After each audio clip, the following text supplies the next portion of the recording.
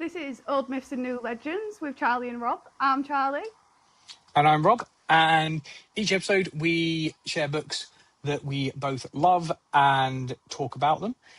This time we do have a guest with us joining us. We have Pi coming on, who has also chosen one of the books that we're going to discuss. So Pi, over to you for a brief introduction and to tell us about the book that you have chosen. Yeah, I am Pi. Pi's All Players on Instagram. Go follow me. I'm great. The book I chose for this episode was Night Watch by Terry Pratchett, because Rob wouldn't let me pick the book that I wanted to pick, but there we go. So we have the Night Watch, which was actually the first Discworld book that I ever read, actually. So there we go. Turns out it's the first one I've actually read as well, or that I can remember reading. Me too. There you go. So, excellent. Well, the first thing we always do before we get started on actually discussing the book is ask Charlie. Did you like it? Yeah. Did I like it? Would I have? Yes. Did I enjoy it? Sort of. Did I like it? I would if I maybe read some others, but we'll get into it. For me, yes, I enjoyed it. There are a couple of things that I felt could have been a bit different, but overall, I thought it was a good book. Yes, I enjoyed reading it. Great. Well, that's kind of positive, I guess. Yeah, I mean, if you've listened or watched any of these podcasts before, we have some very polarizing views at times. So yes, no, I've listened to them all. I'm an avid listener of the pod, so don't worry. I appreciate it. We often do agree. What goes on. But, yeah. Excellent. So, Charlie, talk us through what you did like and didn't like, or thought could have been better. So, to be honest, I'll start at the top. Why is there no chapters in this book? I had. Excuse me, I don't know where to stop. Like it made it. It didn't make it difficult. I'll be honest. It didn't make it difficult to read, but it wasn't like I was like, "Excuse me, what do you mean?" I did get that. I did keep myself when I was reading it. I was like, I'm sure at the start there was like a list of chapters, but then I was like, maybe there wasn't. And then I could be asked to go back to check. But I was just like, and I kept thinking that it was just me and I'd just been so engrossed in reading, I'd missed the chapters. But then I was like, actually, no, where are? Is that something that's the same in all of his books? Discworld ones, yeah, but they tend to be a reasonably short read, I guess. So yes, you can plough through them fairly quickly anyway, without needing a break. But no, yeah, maybe formatting and pick up and put down kind of activity needs a bit of work. But yeah, there's no obvious chapter breaks, which does. I actually I listened to it. I've got the book and I've sat away, but I did it on a drive. I thought I'll just get the audiobook and do it. And they broke it up into parts in the audiobook, but only 3. So it was very much like, well, hang on, this isn't a chapter because it's going between like so many different like kind of people, and so it was just there is no structure, no chapters as structure. You must have listened to a different version of the audiobook than I did, because the one that I picked up actually did break it down into something. I'll be honest, I think it was like 77 chapters. So I had one that probably I'll double check this second because I'm very curious on what the actual number was. But it was Night Watch before it starts playing out loud and we get done for copyright. Closing credits. It was 73 chapters this audiobook is broken into. So if that's for the exact same book. So yeah, I have not listened to the audiobook. As we all know, that my audiobook preference is not good. I don't like audiobooks at all. I have an issue with them so much. But yeah, Charlie, we were also obviously you've now moved down to the bottom of the screen magically. It was all magic that happened. But yeah, what else? Like, so in terms of the book, obviously you mentioned the fact that you didn't like there was no chapters. What else did or didn't you like about the book? So what I didn't, I'll get to what I did like, because there was a lot I did. I'm going to be really honest. There was a lot I did. It's just what I didn't enjoy is that the complete lack of description. Like, and I know that's a mental thing to say, but I have no idea what Sandbanks looks like. I don't know what the town looks like without looking at the map. Like, in my head, it was just stickmen and, like, square buildings everywhere. I just could not picture this place that they were in whatsoever. Because I feel like at this point in the series, you would have had all that already. They expect you to know a lot already, I think, in this book, and I found it really difficult to picture what was actually happening or where they were or who he was. Barring the fact that a bit later on you understood that he was scruffy, because it like, yeah. So that was one of my biggest issues. I found it so difficult to get into because of that, because I was like, I just can't picture where they are. That's very fair, I think, and it's probably a problem of me suggesting a book that's like so far into the series. But It's like, only book 6. it was just one of them where I thought, oh, do I start with the colour of magic and then like right at the beginning and we do that? But I was like, well, this is my introduction. And actually, it's probably still one of, if not my favourite Discworld book out of all the ones that I've read. So like, going with this. Yeah, I was actually potentially different. Even though there was a lack of description, the way it was written, and the way that the characters were talking and the descriptions of like the clothes and stuff, it automatically gave me kind of like almost Victorian era vibes. So that was immediately generated like a Victorian era style setting. So that was kind of like that's where I went with it, which, yeah, I'm sure earlier on in the series it probably has a lot more descriptions, but for me it kind of like, it gave my imagination kind of free reign to just create what I wanted it to be rather than necessarily what it was written to be. Yeah, but I think as well, you know, you and I, Rob, are of a certain age, and we grew up with sort of probably the same period of BBC kind of comedic kind of shows where they all, you know, that Blackadder type of feel, and Discworld's got that kind of flavour to it. I think, Yeah. like Pratchett's writing style, so it very much, it's evocative of that kind of era. So we can kind of, I guess, we've got more of a feel for just dropping straight into that, given, you know, we are old crusty men, and Charlie is not that. She is not. She is not an old crusty man. I Just a clown. put it down to, yeah, just a clown today. Yeah, just a clown. No, I did kind of like eventually just put it down to like your typical, like, I think in my head they were kind of in Merlin, like that sort of like setup. But I just found it really hard to get into because of that. Because I do like to be told. I'm not a paid author. I don't want to have to sit there and put pieces together. I need you to tell me, like, so that I've got a really good, clear picture of what story it is you're telling and where we are. Because I want to escape, so I don't want to do work. I'm reading to escape the work. Don't make me work, please, when I'm reading. Just need to be told straight down the line. This is it. This is what you're dealing with. This is what they look like. This is the place they're in. And barring the fact it's very smelly and quite dirty, I didn't get much else. That's fair. That's fair. Anything else that you didn't like before we move on to what? The names are freaking stupid. And I actually wrote that exact sentence in my notes. For a fantasy book, these names are freaking stupid. Strong in the arm, come on. Mm-hmm. that was my exact note. Oh, come on, that's a proper dwarven name. Come on, you could see that in Tolkien. I could, right, but I think because I had the lack of description, they all felt sillier. So, like, does that make sense? Because I couldn't picture these people. I was just kind of like, well, that's daft. But I know what you're saying though, Charlie, because a lot of the kind of, I don't know, secondary and even tertiary characters just do have like ridiculous names in the whole series. Never mind this book, and yeah, I do get that. It's like sometimes, like for me, when stuff like, it's like forced whimsy in a sense, and it's like, so I do understand it. I let it get up, you know. this thing kind of slide, because it's, you know, the short books, they're not like Yeah. anything too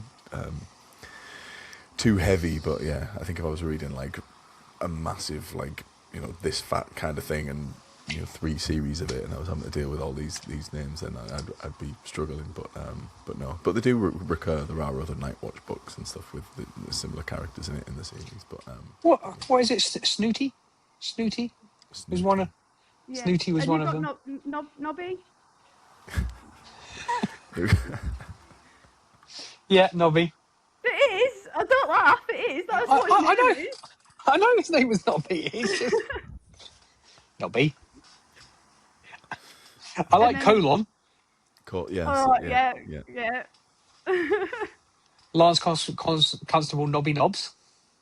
Nobby Knobs. And who else have we got? Oh crap! What's the Shoe. doctor called? Reginald, was it Red Shoe? Red Shoe. Oh, yeah. What's the doctor called? That's gonna really. Oh no! I can't remember actually. Oh, John Mossy Lawn. Yes. There we go. Yep. I will say some of them you get used to them as you go through. So then you stop you stop thinking about the name. You start thinking about like what they're actually doing, don't you? Yeah. You do enjoy it. So going past the very very clear wonderful choice in names,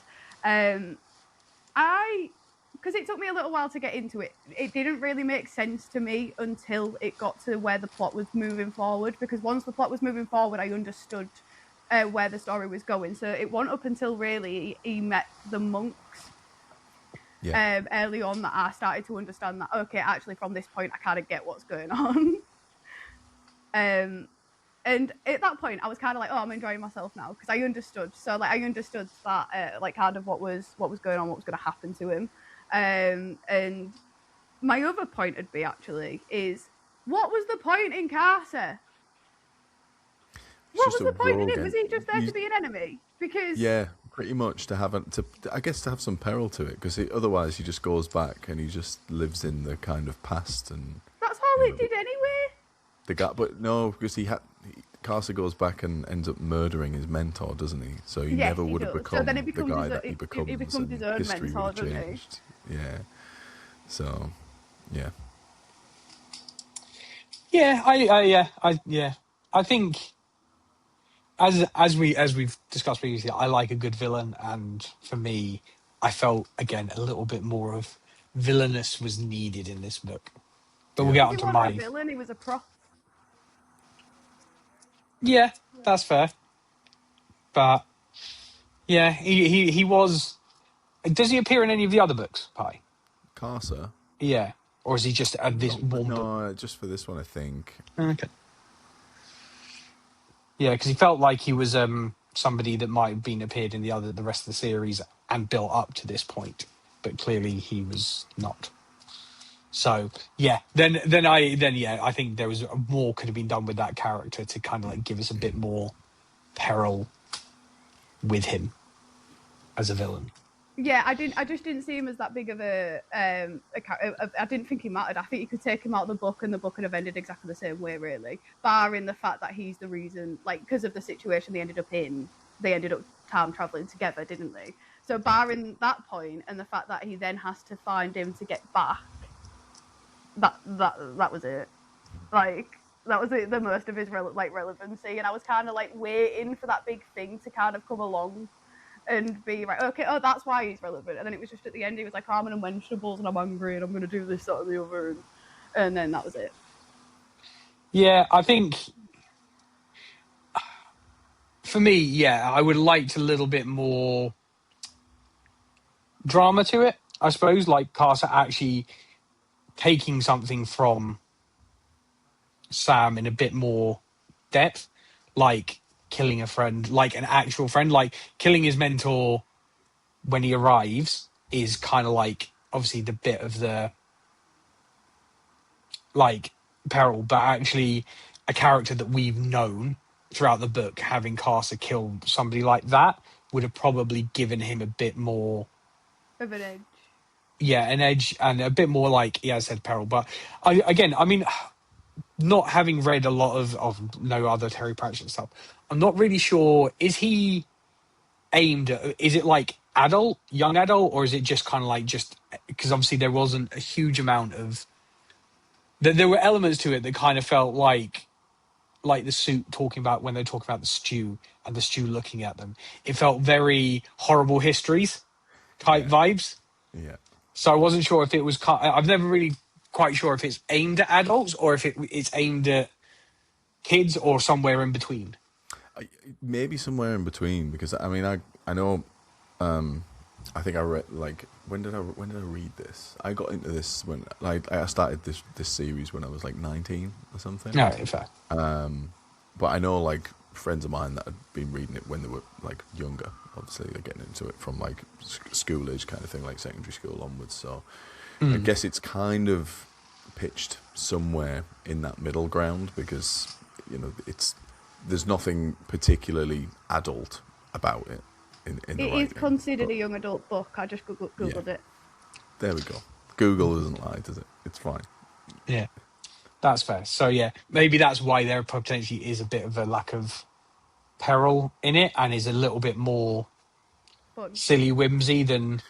Yeah, I mean, throughout, like, having read like other books in the Discworld series, all of it is like, it's all this kind of style of like nonsense comedic kind of. There's never like super high stakes, and I guess like the highest the stakes get in this is time. History is potentially going to be rewritten, or you know, the existence of Ankh-Morpork as we know it is going to be gone because of the time stream and it being altered by Carter going back and killing his mentor. So yeah, it's I'm glad you pronounced that before I had to. thank you. You're very welcome. I Which probably one? pronounced it wrong, I'll be honest, but yeah. Ang more pork. Oh, that one. Yeah, that one. Um, Yeah. no, I agree there. To be fair, and I think my view of the book has just shifted a little bit now that we're aware it's a YA.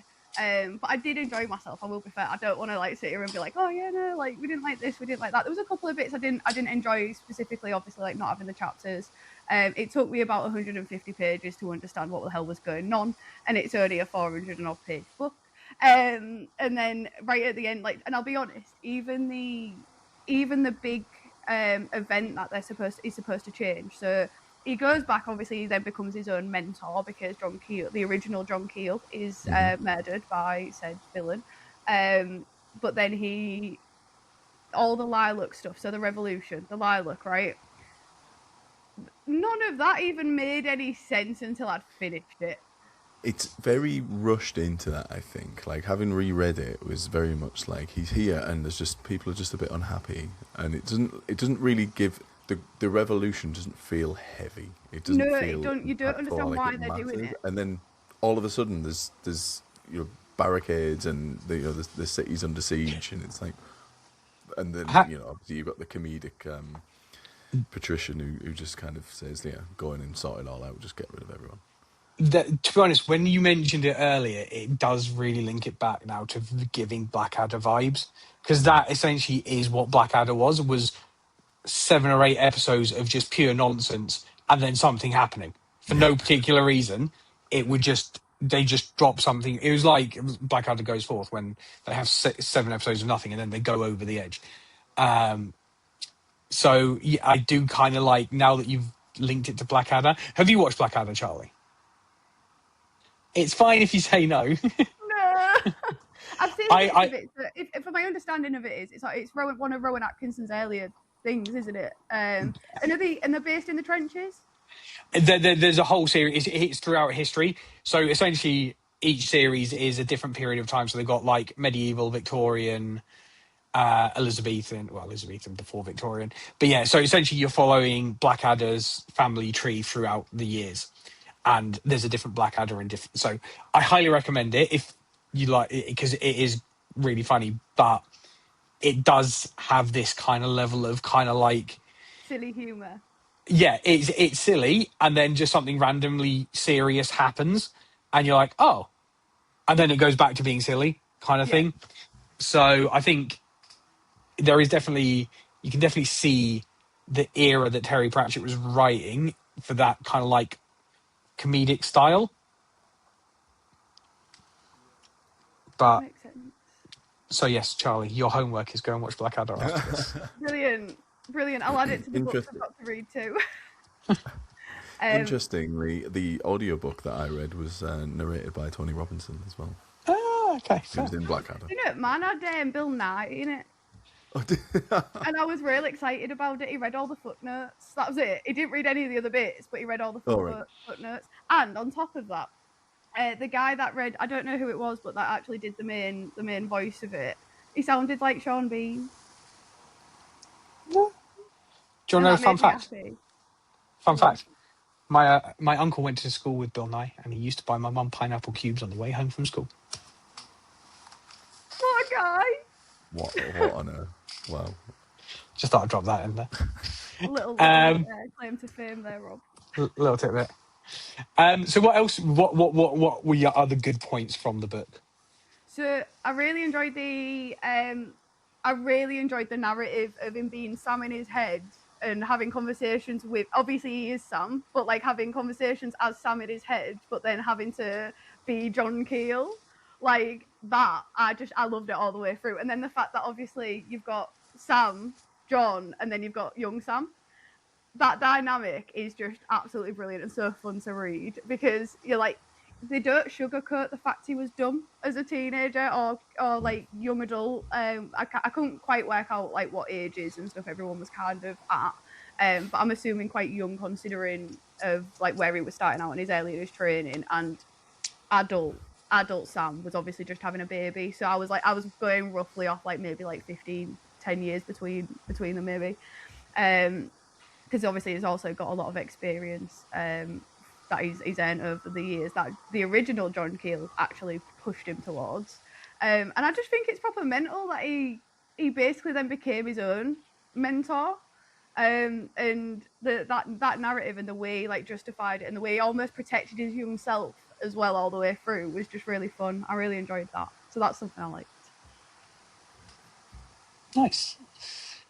I think for me, like the main things I liked a couple of the side characters. I liked when the monks jumped in because I thought they were just completely randomly just chaotic, and we like a little.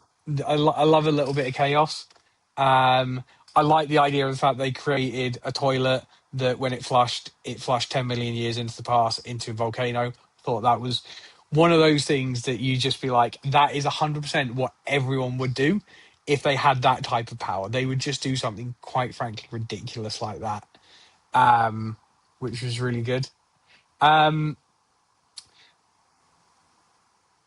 like the flow of the book. Like I kind of like it was the lack of chapters did throw me a bit at times because there were times where I was like, have I missed something here? But overall, I thought the flow of the book was really good, and it like the pacing was good up until the revolution bit in terms of like just getting used to the world. Like I know we've come in mid series, but also I think it does kind of work as a standalone book because it's a time travel book. If it'd been set in the current day the whole way through, I think it would have been a lot harder to read as a book 6. But because it was time travel, it kind of gave you a bit more of a backstory to how Sam Vimes became Sam Vimes. So I'm assuming Sam Vimes is in the rest of the City Watch books. He's another Watch book. Yeah, good. Yeah. So I think if you'd come in like and everything had been present day, trying to pick up the characters would have been a lot harder. But because it's taking you back in time, any present day characters and stuff, none of that's happened yet. So you don't need to worry about thinking about that. You can just live through those characters. So yeah, I really like that. And I there were times where it did feel forced whimsy. But the one thing about the Force Whimsy that I did like was the names. I know, like I thought they were brilliant. I thought they were great. I loved them. I was like, I chuckled quite a lot. Obviously, Nobby Knobs. I liked Red Shoe as well. Oh yeah, Like, Red Shoe. Oh, the zombie man. Yeah. yeah, I thought that was great. Like the fact that, and the fact that the guy who runs the graveyard didn't like the fact that the zombie was a zombie because yeah, because it annoyed him. But it does link back to our previous episode where I said Tress of the Emerald Sea felt very similar kind of style of writing to this. Yeah, do you know what? Actually, without you criticising it any further, sure. I can agree with the fact it's very similar written. In that sense, especially like with actually, to be honest, with the entire structure of the book, really, because it start. I'll be fair with Night Watch. I felt very much like it was slur, happens all at once, like very much like that, like sort of thing. And having reread Tress of the Emerald Sea recently to talk about it with my friend, even though I still think it's fantastic, I'm just letting you know. We did speak about the fact that there was a good like the good first like full portion of the book was like really spaced out, and then all of a sudden you get the ending. This was very much the same, like very much the same. I didn't understand it when we got to the revolution bit. It took me a little while to kind of really get back into what was going on, because it felt like it kind of came out of nowhere. I felt like we were living in it quite slowly, enjoying like different things that was happening. I love the fact that as John Keel, obviously not as Sam, but as John Keel, he just walked into the night like the watch and was like, "Yeah, I'm a sergeant now and a sergeant in arms." Like he didn't even it wasn't even a conversation. He was like, "Yep, I'm doing it." And I loved that. Like I thought that was brilliant. I thought it was a proper power move. But I do think the structure actually, as far as like comparing it to Trust the Emerald Sea, I would agree it is very much very similar. Yeah. So yeah, I mean, other things that like I did enjoy was like just the Sam Vimes character. I liked that he was a man of the people, even though he like at the start of the book, obviously he's been made a duke, so obviously he's done enough throughout. And even though I haven't read the rest of the book, I do get the feeling that the assassin turned head of the government has a big part in that. So it's kind of like I'm like when he was like the fact that he saved John Keel's stroke Sam Vimes in the past and then was his boss in the future kind of thing. It kind of like it was one of those things that like with time travel books you're like and then it's like there's something else that I'm missing here, and that's probably in the other books, but I did like that type of things. Yeah, I'm trying to think. Like there were a few bits that did annoy me. One of them was Carcer. I just wanted him to be more villainous. I wanted a little bit more darkness. Obviously, now knowing it's a young adult book, it's kind of understanding that there's a reason for that.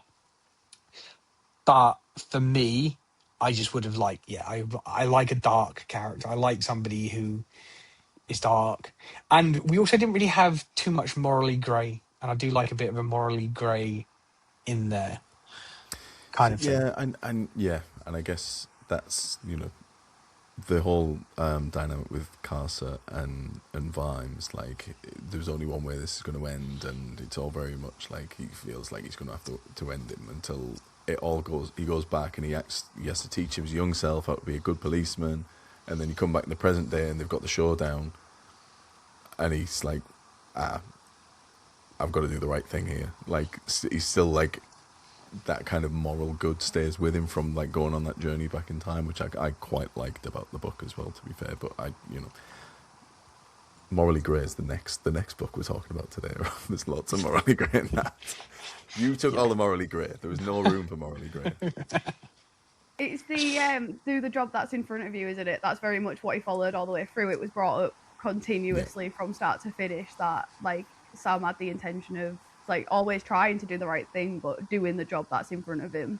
And he learnt that from the doctor, didn't he? Because that's what the doctor said in the past, and that links back as well. And you learn all the things that he learned as a like well to become that copper. You are right. Like you do see all of those things, and you do get to go on that journey with him. And I think it is really fun.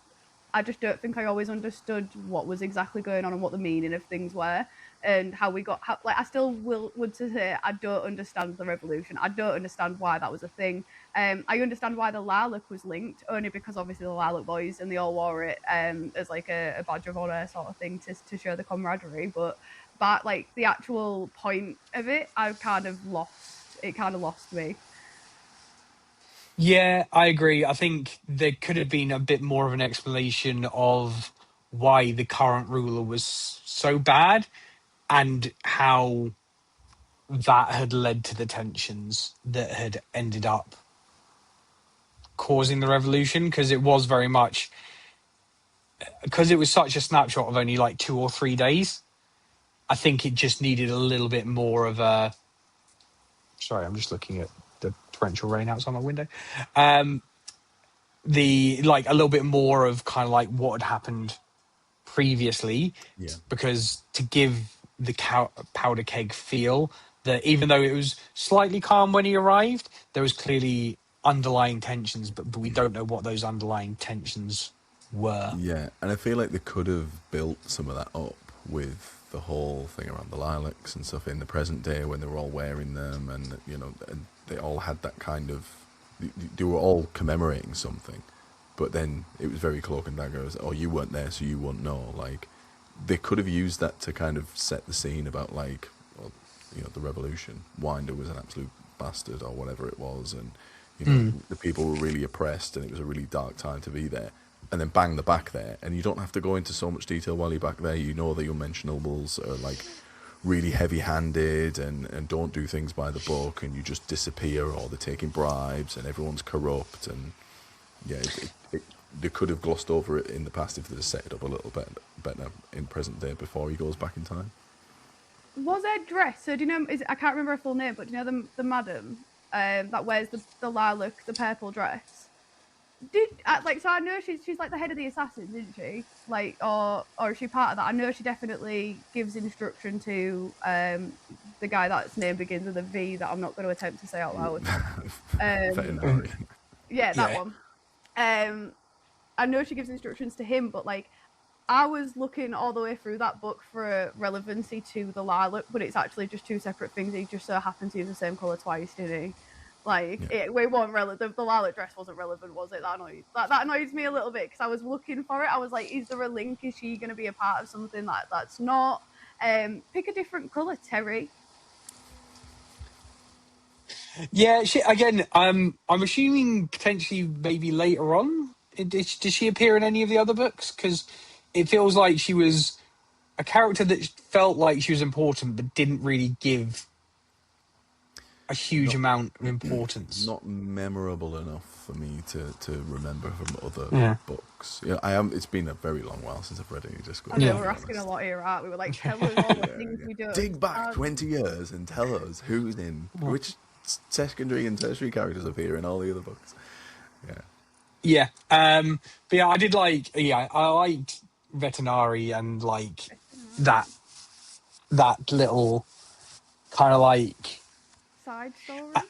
Yeah, and the fact that like when he arrives in the future, he's like, "Oh, why were you wearing?" Now you understand why I was wearing the lilac, Yeah. because he was actually in that battle. It's like, okay, fair enough. But yeah, I think yeah, it was one of those. I think there was a few things that again could have, even as a young YA, it could have had a little bit more peril in it to give it a little bit more oomph during the earlier stages of the book, so that final confrontation between Carcer and Vimes was a little bit more meaningful. So it's like if Carcer had like killed one of his, like in a darker way, not just like in battle, but in a darker way, it would have made his rage much more difficult to control and understandable, more of an kind of like overcoming the rage Would when have been he more overcame it, impactful. Yeah. because there was more revenge based Yeah. to it, instead of just being, this guy's an asshole, I want to kill him. Actually, I It shouldn't. teases you with it as well when they come back, right? Because his wife's giving birth, and the whole "oh, I can see your house from here" kind of thing, and that Yeah, the line, panic. and then they rush over there and for nothing. Yeah, do know.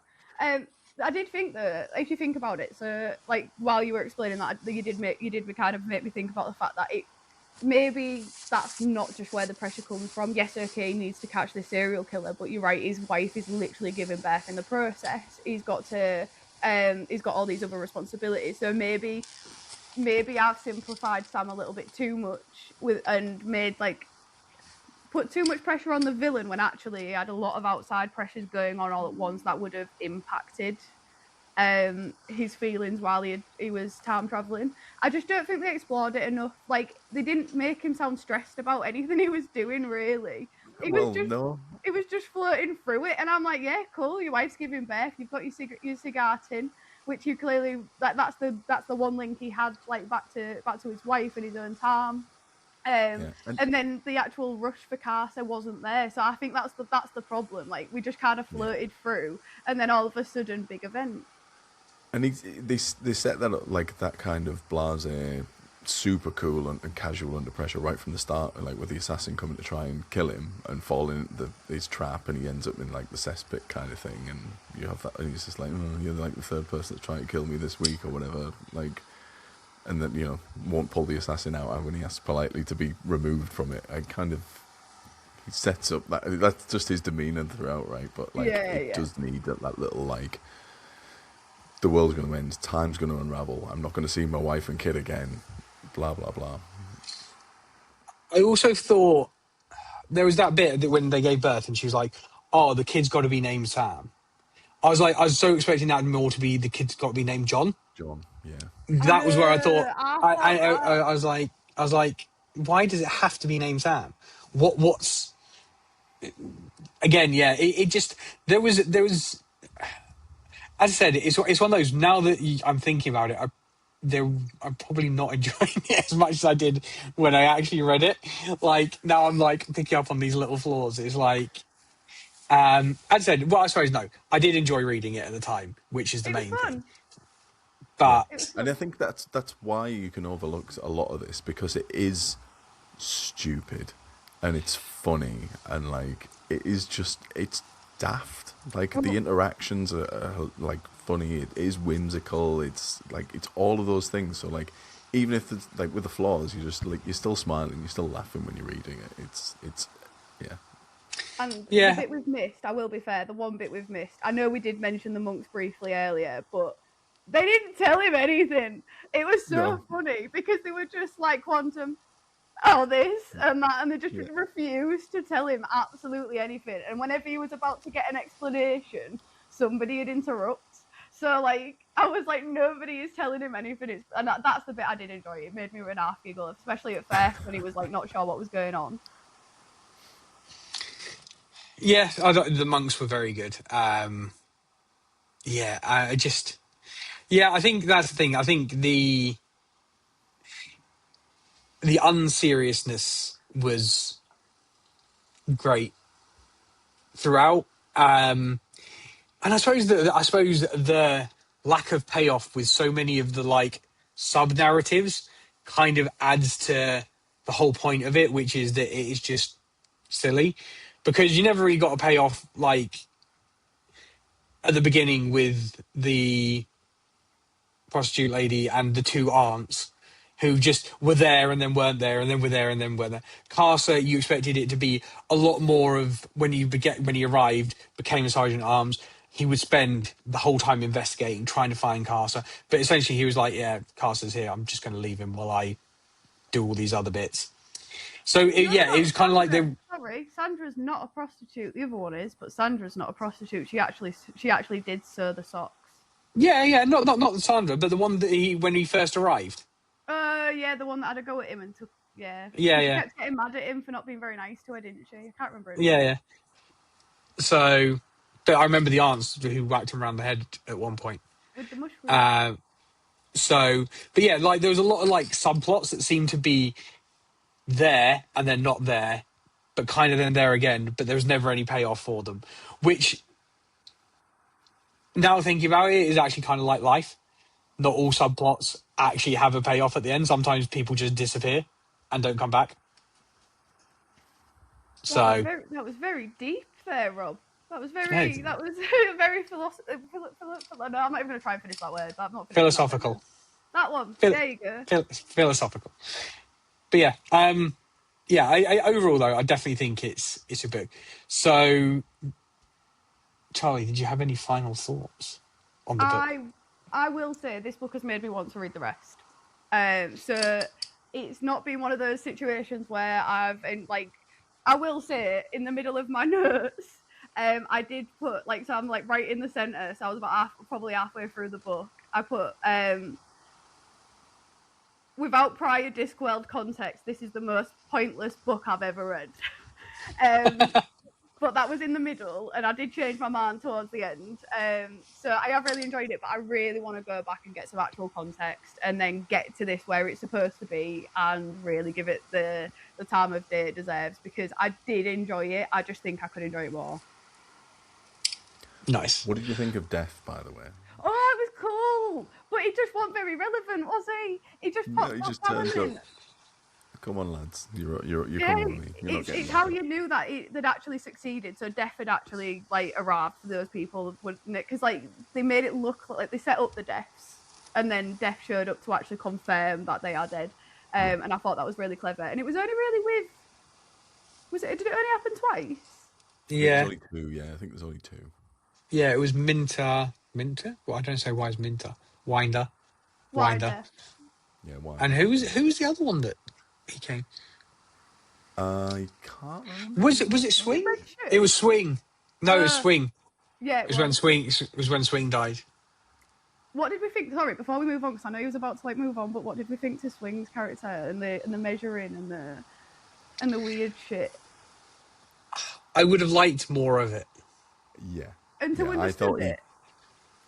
I thought there could have been more of him to just flesh him out, because he's he thinks he's great at reading everyone and getting the measure of everyone, that kind of thing. But it didn't really have a purpose. No.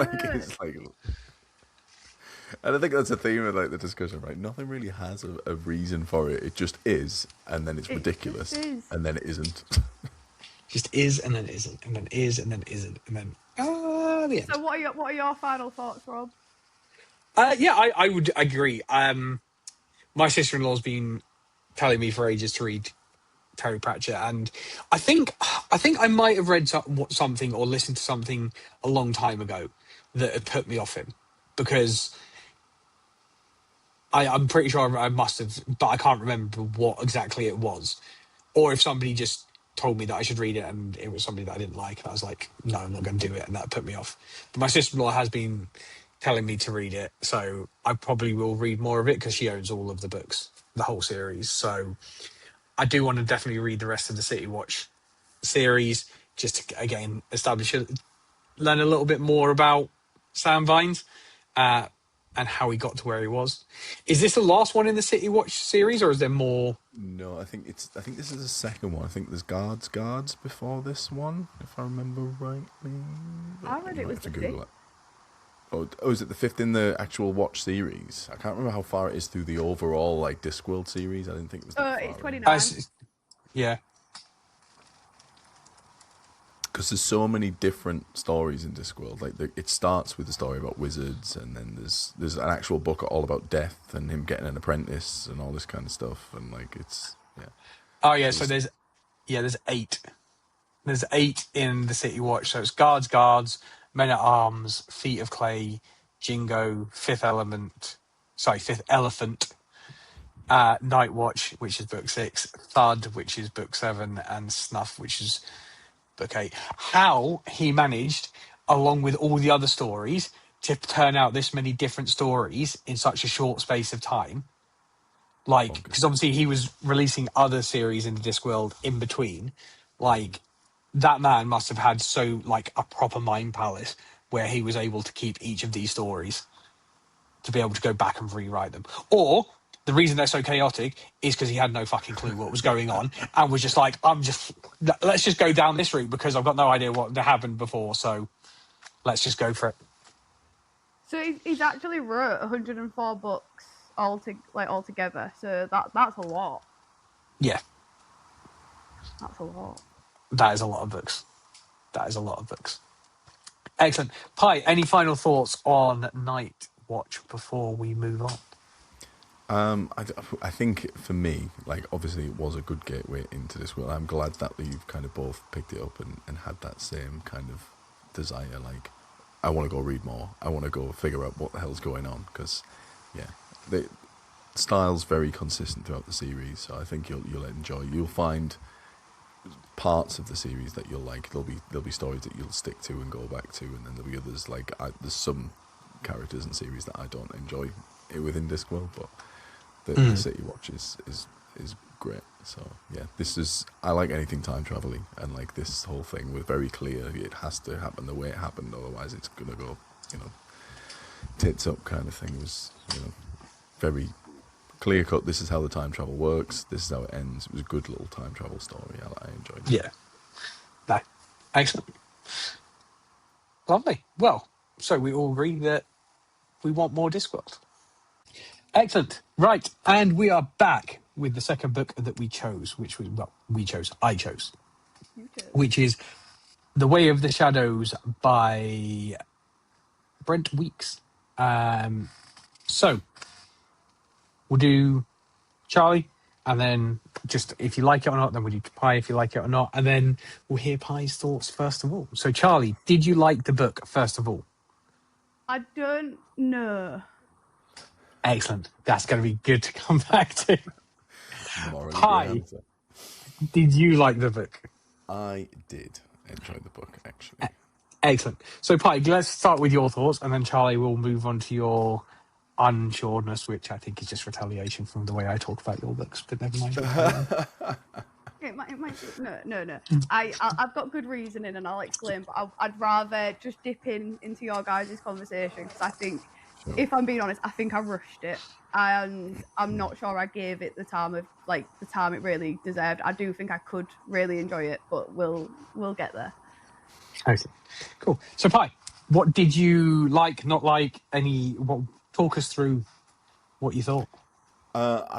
So it's like, I'm not familiar with this series or the author or anything at all. I thought the pacing in places was a little quick, rushed at times. I thought the romances were very out of nowhere and just sudden, like really random. Like the whole thing with Sarah being in love with Azoth or Kyla and Logan, and I was like, hang on, where did this even come from? What the hell's going on here? I did like that it was very morally grey. I did like the fact that there is peril, there is death, it is bloody, it is a lot of things. It's very obviously it's child of poverty and whatever grows up to be this legendary guy, right? And it's like a very typical like kind of story. But I enjoyed that. I enjoyed like he was just an absolute badass and he didn't have powers. I enjoyed the magic system, like how it worked. They are talented and they have this power within them, but they need like a conduit or something that allows them to use it. And he was missing that key piece. And then you obviously can see what's coming when they explain all that, which is fine. But then they had a little switch about what you thought it was, like what the Kakari actually was and wasn't. And there was the fake, and he was taking things off. Derzo. Thank you, Derzo. Thank you. I couldn't think of his first name. So there was lots to like. I like that there was a little switch. There was a lot of little switch ups in it as well. I thought with like the whole thing with Mama Kay, like obviously the stuff around the Kakari. There was just a lot to kind of like about it. I thought like the bit right at the start with like Azoth and Rat and all the kids was very, very juvenile, and I was really struggling with the first part, I'll be honest. I was really struggling to get into it, so I was really happy when Derzo comes and he like sets it up to be like, right, now you've got to go take care of Rat, you've got to go take, and then I'll take you on as my apprentice kind of thing. And I love that, like, it just, what I was saying about the pacing was a little rushed at times. I actually liked it in that instance where it's like, he's done it, he's out of that, and now he's like, he's a badass, he's training, and like it just kind of rattles through that and gets into it. So yeah, loved that. Romance is rushed out of nowhere. Didn't vibe with those at all. But yeah, actually Azoth, Kyla as a character, and Durzo, and their kind of how they bounced off each other, and he never kind of loses himself throughout it all, despite Durzo being this like jaded, infinite almost entity who's kind of been around for so long.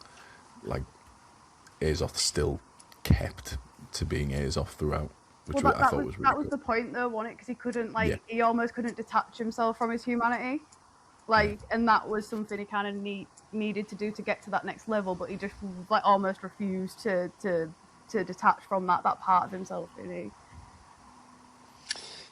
Yeah, I think that was obviously. I think that was where the morality of the story was the fact that a good person. I suppose how can you make a good person fall? Because obviously the idea that obviously Durzo was at some point a good person, and he over the centuries, the idea of losing that immortality and that thing turned him from potentially a good person into what he became, the jaded, self-loathing character that he became. So I agree. I think the Azoth story works really well. See, I get what you mean at the beginning of the book that it was juvenile, but I think it had to be. Yeah, I was kind of wondering how much of it was actually because they are kids, Yeah. they're kids growing up in that guild, and how much of it was just the fact that it is, or how much of it is in the writing, and because I mean, is this when I started reading it, I thought, is this young adult? But then, like towards the end, I was like, well, is it a bit more mature because people are getting offed here, and it's quite. I mean, I'd say that at no point would I have considered YA, just with the certain themes of what Rat was doing I was Yes. to the just about young to boys. say, like literally within the first couple of pages, there's grapes. There's grapes. It's grapes. Like literally within let me have a look. No, but aside, like My Kindle, it doesn't individual open my Kindle, instances I can't see aside, everything. it's like when they're going through all that whole dynamic, and he's talking about Dollface, and he's pulling like the kids together around him and all that. It's that kind of vibe where it was like, is this like? Yeah, is that's this, right. like, Yeah. The first, I suppose the first couple of chapters before that first word Yeah, that it's we like are chapter not allowed to 5, use. I Yeah. think, that it comes in. So Yeah, so I agree. I think, I think, but I suppose it does work because it gives them an innocence that then gets taken away, even though they are street urchins and living a hard life and stuff like that. I know what you mean about the romances as well. Like a lot of them are forced, but on the other hand, I do like the Azoth, Kyla, Aline, yeah. Doll Girl thing all the way through. I think that's, and seeing it from both sides of them, the yearning for each other kind of vibe throughout. I quite liked that. did you get the yearning? Because I didn't feel that. Like I didn't. I thought no, I thought it was really because she doesn't know Kyla is her benefactor, and putting her up this whole time. She's just writing to this faceless entity about how much she loves him and adores him and all this kind of stuff. She doesn't know that, so that didn't feel like she was yearning for Kyla, even though it was Kyla, like kind of thing. It's like, well, she doesn't know this guy. She doesn't know who this person is. Like what? Because there's little scenes where they're all, the girls are all talking around Kyla, and he's a good looking lad and all this kind of stuff. But like, I didn't get the yearning from Aline for that. Obviously, you feel it from Kyla or Azoth because it's been there the whole way through. But I didn't necessarily get it the other way around until probably he goes and he breaks into the mansion or something for the banquet and all that kind of stuff. Where he's there to get the Kakari. Yeah, I agree. I think that I guess I was kind of like, I suppose this is it's certainly harder when you've read the whole series as well. That you maybe because I read back and reread it. It's the first time I reread it in quite a while. So, but obviously, having read the rest of the series, maybe that paints kind of like how you view it from that side of things. Like But an overall perspective. yeah, but I do like the Azoth character. Kylo character. I thought was very well written. The kind of like the fact that all the way through he is a good person, but he is still doing some very bad things. But even though what is written, like if you read reading the book, obviously you never read Durzo killing anybody in the book, but you read Kyla killing people, but you automatically think Durzo is a worse person than Kyla, even though Durzo doesn't. You never actually read him like physically killing anyone, No, you're just right. because of how he treats Kyla and how he tries to manipulate that situation and essentially like controls a child into becoming something that not necessarily he wanted to be, just how he ended up based on Durzo's manipulations. But he did want to be there, didn't he? Because that he almost fought to be that apprentice, didn't he? Like, so He didn't want to be afraid anymore. He wanted to be a yeah, person of renown and have that power. he knew power was the only way that he was gonna survive. Really, wasn't it? Like that's Yeah. what he needed to survive and for the people around him. Like, and that was like the bottom. I think that's why we believe he's a good person from the beginning, because that was always his thought process. It was always, I need power, but I need power to survive so I can look after the people around me. Like, which makes all the atrocious things that happen a little bit better. Because you're like, oh no, it's fine. It's like any morally grey character. We're like, oh yeah, you do a little bit of bad, but we don't mind. It's you. Yeah, yeah. I tell you what, I really did like the thing about Rat and him not actually offing him at the start, like concealing that from Durzo, and then it coming to bite him in the arse later on. I really did like that because I didn't expect that. I'll be honest.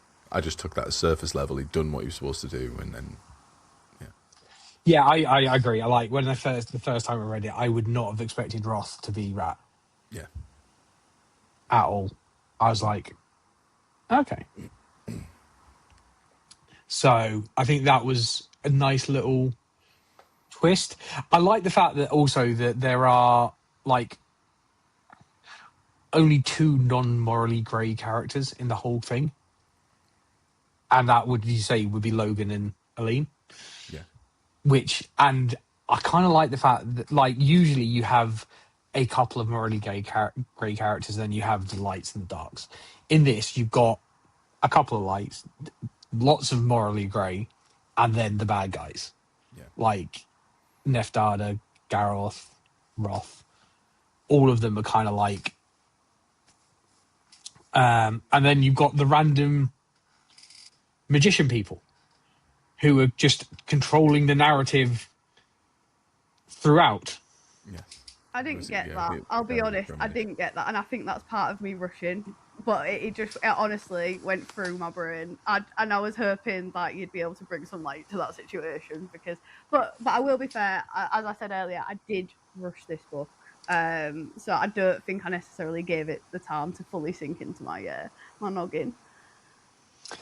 Yeah, so you had Dorian, who was the prophet, who essentially was kind of controlling things. He sent his mate Solon to support Logan and Logan's dad. Then Thea was his buddy, who was a blade master, who came with him to help try and lead Azoth down the route that he needed to go to try and save everyone. They were just like Uh, it was just like basic manipulation of things, wasn't it? Like, yes, essentially, it's standard prophecy kind of like character where can see multiple futures and is trying to guide the characters through certain events to get them the best possible outcome, but it not really working very well, which is kind of like, life. yeah. I There knew you you go. were gonna get like Now you're philosophizing. that is what you meant, wasn't it? You Yeah, just yeah, went essentially, yeah. right. So, But I did really like how much was actually going on in the book. It wasn't just about mm, Azoth and Eileen or Azoth and Durs, or you had the whole thing with Mama Kay and her morally great arc and what she ends up doing in the book and pitting people against each other, the whole power struggle with the Sikage and how that all plays out. The actual king who's a piece of crap, and then there's another king coming in who's arguably worse, and he's there's a lot to keep track of. The whole internal turmoil with the Gaia family and like you say, the wizards coming across. It was great. There was so much like going on that I really enjoyed it. I was never like reading it at any point and gone, I'm bored here. Like, just can we get past this bit? So I can get away with it. Everything felt like it had a bit of impact. It had a bit of importance, and it kind of all did come together at the end. I think, like to kind of give a bit of a payoff. So, yeah, I agree. And I like Count Drake was one of my favorite characters. Just when you find out that obviously the whole slave trade yeah, was him, yeah, essentially. yeah, He created it. He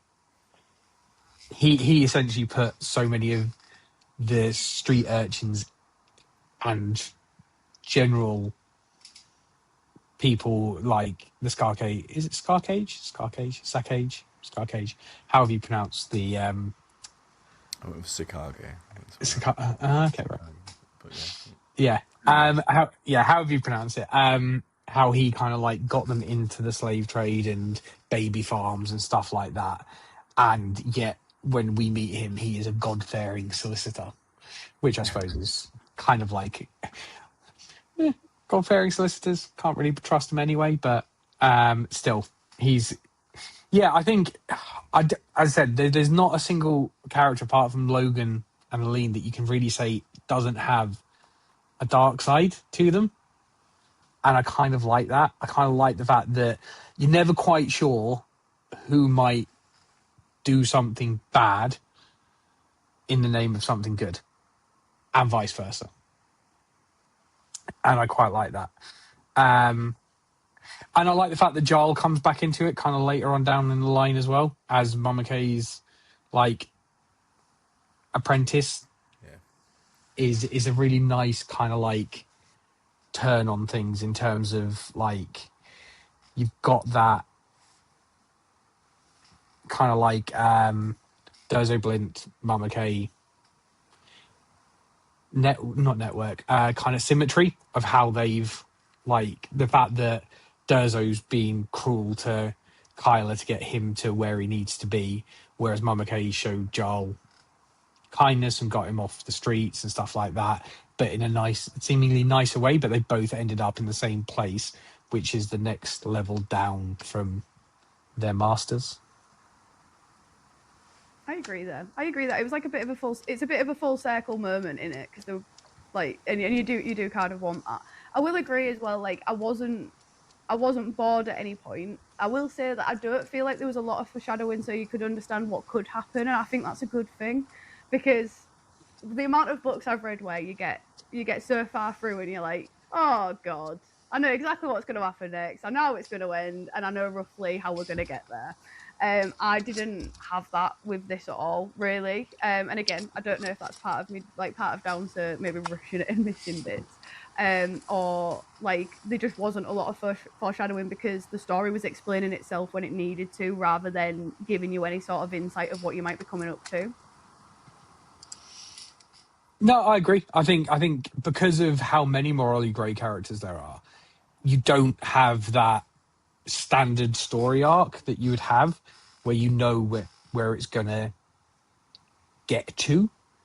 Like at the end, where there was no short of Logan becoming king and everyone living happily ever after. That was the only kind of like happy route that you could potentially see, but you never really thought that was a realistic option. So it was like, how are we going to get to that payoff, whether it's the end of the book or the end of the series? Yeah, and I like the fact, like, obviously that Logan chose to jump into the hole with all the dark dregs of society rather than fight the Verdermeisters. And it felt very strange, the fact that it seemed like he was like, the Germans are bad. Because the bad guys had very German names. And it was like, I did pick up on that, but I wasn't going to mention it. Yeah, it's like do we not like the Germans, Brent? got a slight issue there. But yeah, it was I do think it kind of like didn't have a standard plot line that you see in a lot of like epic fantasy novels, which was quite nice, which is one of the reasons I think I enjoyed it as much as I did. And Doll Girl Aline, I think her character kind of like, I kind of also felt at some point that she might become morally grey, but she never did, which I kind of liked. It was kind of like you're almost expecting either her or Logan to do something, But they didn't. No, which is kind of like so out of character for the books, for the rest of the characters in the book, that it kind of like is that nice, almost jarring sense of, I'm going to be a little bit philosophical, the real world, that there can just be genuinely good people out there. But also the idea that most people in the real world are also quite morally grey. And we would all probably make a lot of the same decisions that Azoth did throughout the book. So do they not? I don't want to like jump too far ahead, but like, would they not maybe have more morally grey challenges further on? I'll be honest, I can't remember. I've only just started reading the second book. Yeah, fair enough. Like that. Yeah, it's like I'll be honest. I remember like bits of the rest of the series, but it's been about 7 or 8 years since I read the whole thing. It's just I know it's a good series overall. I think there's a second trilogy that as well, that is a little bit later on down the line, but I haven't read that one. But yeah, I think in this one, I think the goodness of Logan and Aline definitely kind of like gives it a little bit more something to it, I would say, rather than it just being all morally grey.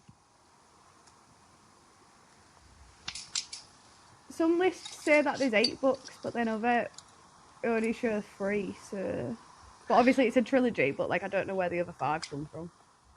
I think there's a couple of novellas. I think there's 2 novellas and another trilogy. I think. Was there any, apart from the romance stuff and some of the pacing, is there anything that you didn't like about the book? Hi. Well, apart from those things. No, I there was so much to like about it that yeah, I really enjoyed it. Really, I loved it. I'm gonna, this month's Audible credits going on the next one.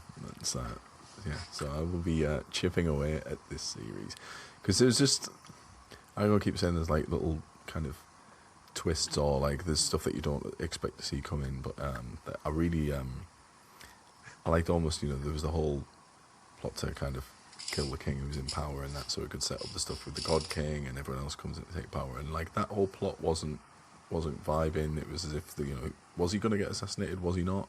And then the whole thing with Logan sends him up to, go and take my daughter up there and consummate the marriage kind of thing. But then the actual coup starts happening, and he's just like, I want nothing to do. He is an actual piece of shit, and he never changes that kind of stance, even when it's his daughter, and the plot to put Logan on the throne to succeed him and cement his kind of his lineage and his seat of power.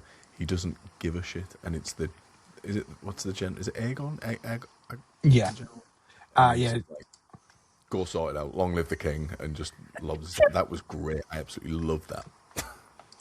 Just chop off his head. Yeah.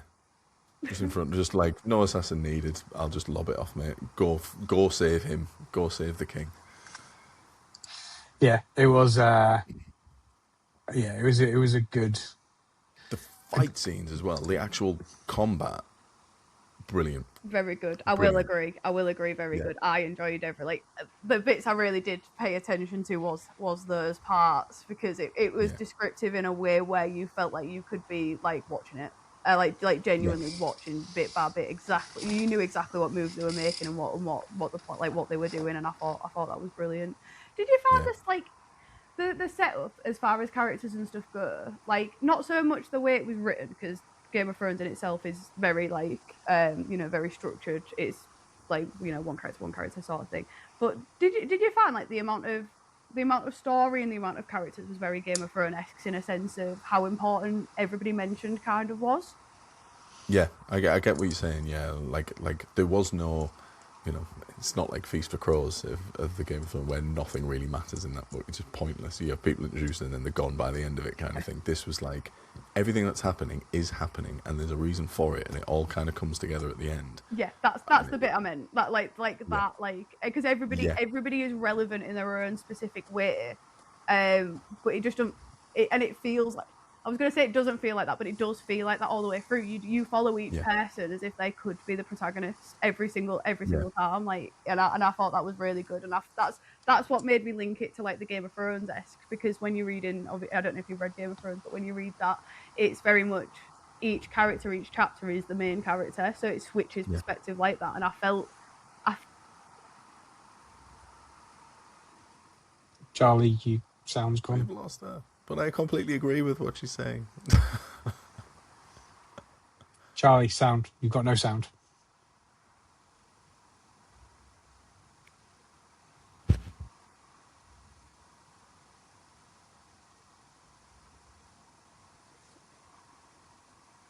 We died. Oh, yeah. You're back. We died. I didn't even realise. I wasn't paying attention. And I don't know what I said, but you'll have to put it out now. No, because you were very articulate with your hands. Yeah, but no, the gist of what you were saying, Charlie, I completely agree with it, like feeling important, even if it, that first time they move away from Azoth and his story, it still felt like it mattered. Yes, all the way through, and then it eventually did. Like, in no point did you think, why are we spending time with these idiots? Why aren't we back here? We're like killing people. Why aren't we learning how to be an assassin? There was never a time when it felt like that. Like, it was detracting from like the main plot. Yeah.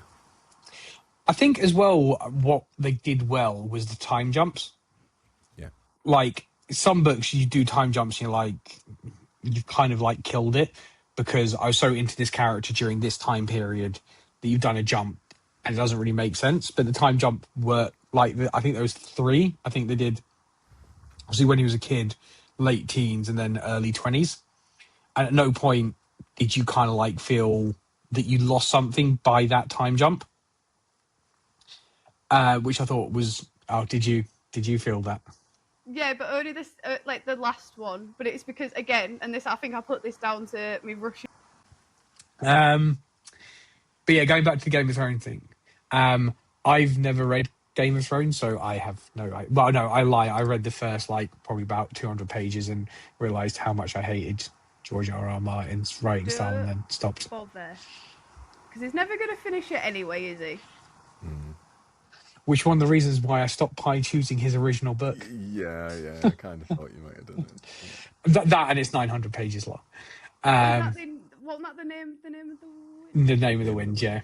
I bought that last week, actually. It's really good. It's so good. It is probably one of the best fantasy books. And the second one is equally as good, A Wise Man's Fear. Is it not? But the third, well, I think A Wise Man's Fear came out in 2013. I think it was. Side note, by the Feels way, about we just right. all got a bit distracted by another book. Sorry, we will be back to normal recording in a moment. It's fine. We leave these bits in anyway when we go on tangents. No, I know, that's why I said what I said. I just thought it was funny. Yeah, 2011. So we've been waiting 15 years for the final book of the series. Yeah. I'm not reading it, never mind. Can't be dealing with that. It's bad enough I read all of Game of Thrones and got to the point where I was like, oh, it's never going to finish it. Yeah. And it's a shame because the first two books are two of the best fantasy books probably ever written. Like, they are so good. And then So should I read it and go through the pain too? I would say so. Yeah. I would say those first two books are... Let's have one more person to bang on Patrick Rothfuss's door and say, finish the damn book, please. I'll join the rally. I'll read the books. What you need to do, though, is become a true fan of Jim Butcher because him and Patrick Rothfuss are really good friends. So you can't slag off Harry Dresden anymore because we want him to be... We've got to be nice to him so he gets Patrick Rothfuss to finish his series. I'll take the loss. Take the loss. We are not a fan of I thought you were going to give it more of a go. Maybe when I start liking, the idea of men again. Sorry, guys, that's not that. I appreciate that. I'm literally in a conversation with two of the males, but it's fine. I also really like the Dresden Files. Well, you're wrong. No, as I say, I'll play right. Okay, I feel like I defend my opinion of the Dresden Files in every single one of these. It's fine. I listened to the episode, so I understand where you're coming from.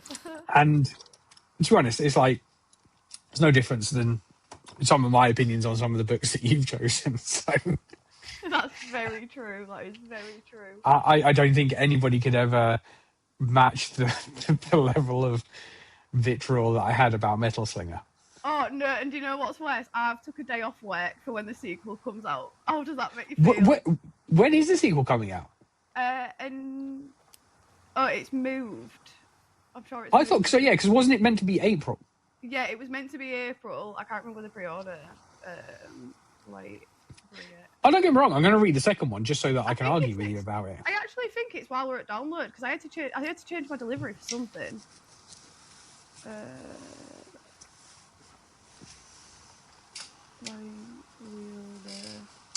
Release date. Well, it says it's supposed to be May 19th, but that's not happened. No. 11th of June. Now. I was right. It is while I'm at download. So, well, you get to read it when you get back. And I'll probably read it as well, and then we can talk about it in the next episode. I had originally had the day off. I mean, I'm going to be at download now, so but I will be reading it. I'm very excited, actually, despite your opinion. And I know we've gone on a complete and utter sad note. The ADHD is rife this evening.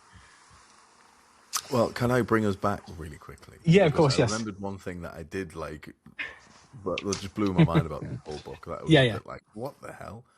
Why is he always eating garlic? Oh, yes. How horrendous would that be? Just popping cloves of garlic into his mouth. He must stink the whole time. Yeah, he seems to do quite well with the ladies. Mama Kay, her sister. Honestly, yeah. They must have some really solid toothpaste. Yeah. You're right. The garlic thing. I'm not sure if it's explained later in the series. I have a feeling it is. Right. I do want to say that at some point in the series it does mention why he chews garlic. Okay. Right. But as long as there's a reason for it. But because I'm obviously reading this book, and then there's that one bit where they're fighting. Are they in the sewer? and they're both hanging from the rafters, and they can't see, it's pitch black. Yeah, But ears off, Kyla can smell him. gets the smell of garlic. And I was like, they can't have done that just for this one scene where they're going to fight each other in the rafters of the sewer or whatever. I mean, it would be pretty funny if that had been the reason. That's it. The reason he eats garlic is because It's just because we he needed. needs to be able to smell him in the dark. Apparently, there is reasons. Okay. Did you just Google it? Yeah, because I thought, you know what, we're discussing it, so like Yeah. I am curious of what the reasons are. But basically, it's a bit of a manipulation tactic. It starts off as a test to see if he'd successfully broken his connection to the Black Kakari, and then from there, it's supposed to cover the scent of poisons, covering the scent of fear, and apparently it's got health benefits. The health benefits make sense because garlic does have genuine health benefits, but the rest of it, yeah. That's what Google said, and probably Reddit, to be honest, because that's where Google will get its answers about these books. Yeah. I do. One thing again that I did like was they didn't gloss over the poison stuff. They didn't just go, "It's poison. Here it is." There was detail around it, and the level of detail, like of the fact that he was poisoning different animals with different things, so that when they were eaten in the same ball, it would cause the after effect rather than just one poison causing the issue. It's like that idea that different things when they interact together have different reactions. So there was that element of kind of like science behind it as well, which kind of was nice because sometimes you just get, look, it's cyanide. I put it in the food. Yeah. He ate it. He's dead. But this was a little bit more detailed, and I thought that was a really nice addition to it. I like it, but it's like the combat. It's like all of that side of things. It wasn't glossed over or rushed. And it wasn't pointless either because they were doing all that testing on animals, and you just think they're just testing and trying like Azoth's like lessons is basically poisoning these. You know, he's developing the poisons to test them on the animals, blah blah blah. But then you find out they're supplying the whole royal banquet with all the poison animals to kill absolutely everybody, and it's like, oh shit, it's got to pay off. This has got to pay off as well. Yeah, and there was a lot of payoff, as you said, like throughout the, like a lot of the stuff that you go, oh, now I understand why that was in there. It didn't rely on real world knowledge either, like real world knowledge. Like it very much explained itself, I think, all the way through. That's why there was so much payoff. There was no like, you know, like sometimes like kind of like what we said about Nightwatch. Like you took the Victorian-esque idea of this world. Like you didn't have to. There was no filling in any gaps in this book. I don't think. Like I felt like I kind of knew what was going on all the time, and then if I wasn't sure, it would then, as you said, it would then make sense a bit later. There was no, I didn't have to do any work, as we said. I didn't like doing that, so like I didn't actually have to work while reading this book. I felt like it was giving me everything I kind of needed to picture, to understand, and to be honest, it wasn't like solely one topic. Like you actually like learned a lot about the world. Like, you know, sometimes you find you only follow like the one like, not, narrative's not the word, but like the one plot point, everything mattered. It's kind of like, you know, like when I say about like the found family, the side characters meaning something, because the main character would not be anybody without the people around him, and that's so important to me, and I did get that very much so in this. Yeah, I agree. I think the thing was that there wasn't very many purely side characters. I think you could probably say maybe Logan's father was a side character, but maybe the God King. Apart from that, everyone else kind of had main character vibes. Yeah, like there's no equally important. Yeah, so I suppose maybe the girls, like the counts, like even Sarah, even though she was a plot point, like her character was not very fleshed out. She just was like there and turned out to be a bit of a harlot who was in love with various different men. A harlot. I was putting it. I was being polite. Being polite. I enjoyed it. But yeah, I think there was a lot of main character vibes throughout all of the characters. Like you didn't really feel, as you're saying earlier, is like there was no character that was there for no reason. Like everyone that had a significant amount of time had that amount of time for a good reason. There was no Jar Jar Binks in this. Hang on, Jar Jar was a great character. Let's not. I'm just trying to hurt feelings. Darth Jar Jar, he was behind it all. True Sith Lord. No, you're right. There's no pointless characters. But yeah, I just think it is a very, very good book, and he's a very good writer. Like for that being a debut novel as well. Like this wasn't like throughout. Like to be able to write that as your first book is quite impressive. I didn't realise it was the first one he'd written. That is kind of impressive. That's just come out of his brain as the first thing that he's put down on paper. Yeah, I think I read one of his other books as well. Like he's one of those that I started reading his other stuff and then I got distracted by probably a new Dresden Files book, because that generally is what I get distracted by when they come out. Pipe down. Lightbringer lover. I actually do, but that's a different book. This is Light Wielder. Okay. Same difference. Lightbringer's from the Red Rising series, which is a different conversation because. Is that spicy smart? No. Okay. No. Fair enough.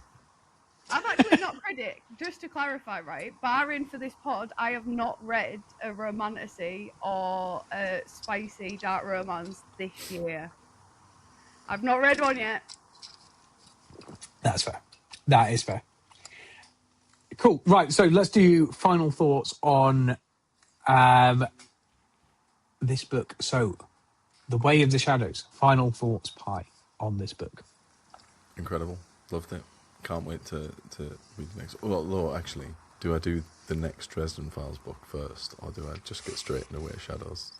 See, I'm always going to pick Dresden Files over everything, just because it's my favourite book series. Do you know? I need a little break. Maybe I should do Dresden Files, but no, like Way of Shadows, excellent. I will definitely be reading the rest of the series because it was if it continues at that, if that's like the first book, if it even continues at that level, it's worth it. It was such an incredible read.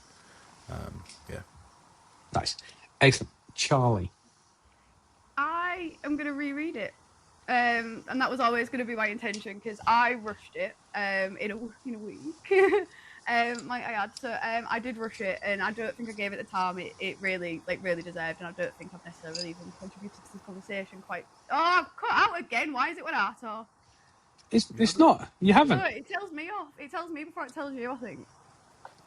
Right, here we go. That's fine. Right. Like you can leave my meltdown in there if you like, because at this point, no, I'm going to reread it because I want to really give it the time of day, but I want to go at a pace where I can really take this in. I think, and I also do want to read the full trilogy. I think it's something that's right up my street, and I will really enjoy it. And I did, for the most part. I just don't think I took my time well enough. To really take it in and really just like love it the way you two do. But I do think I could be right there with you if I just slowed down a little bit. Nice. There is also a graphic novel version of this book, just in case you wanted a graphic novel version. Interesting. Yeah. Let me check that out. Might Nice. be one for the shelf. I agree.